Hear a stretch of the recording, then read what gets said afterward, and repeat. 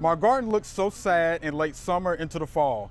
Do you have any plant suggestions to brighten things up? And that's actually a great question. Oh yeah, that is a great question. Because it's hot. It is hot. Miserable, right, late summer. Yes, exactly. So a lot of our, tried and true summer flowering plants, think our black-eyed Susans and our coneflowers and bee balms, which were gorgeous all summer, are getting super tired by that point. They're getting crunchy, things are getting dry.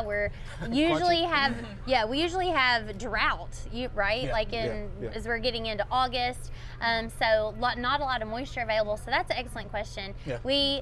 And this is super important because we want to make sure that we're providing nectar sources for our beneficial insects for as long into the season as we can to get them really bolstered and ready for overwintering. So I'd say some of my top fall perennial type flowers for providing nectar are probably asters. We've got lots of great options as far as asters go.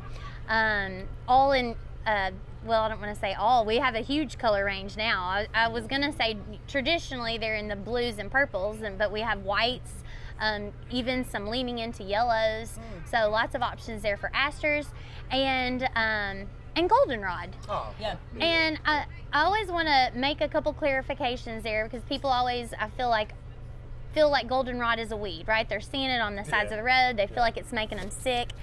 Goldenrod is not making you sick, I promise you. The pollen is too heavy to be carried on the wind. That is not what you're inhaling into your nose. Those spores are coming from ragweed, which is also blooming at the same time but doesn't have a showy bloom. And so the goldenrod gets, blamed for that.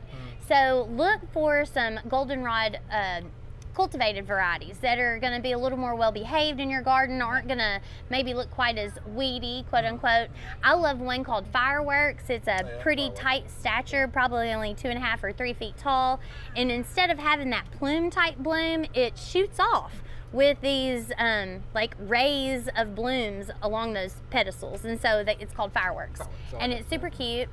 And so those would probably be my two for adding a lot of color to the landscape, providing for our beneficials to help make sure we can carry their nectar sources over. Of course, there's lots of other cool things that we could use just for color. Oak leaf hydrangea has great fall color, so that's one that I like to try to intentionally use just to put some pops of color in the landscape. Oh yes, Amsonia, that threadleaf Amsonia, it turns a really brilliant kind of butterscotchy yellow color, and it's got a ferny texture. I have a plant combination where I have that Amsonia with an aster in front of it, and they play off each other so well.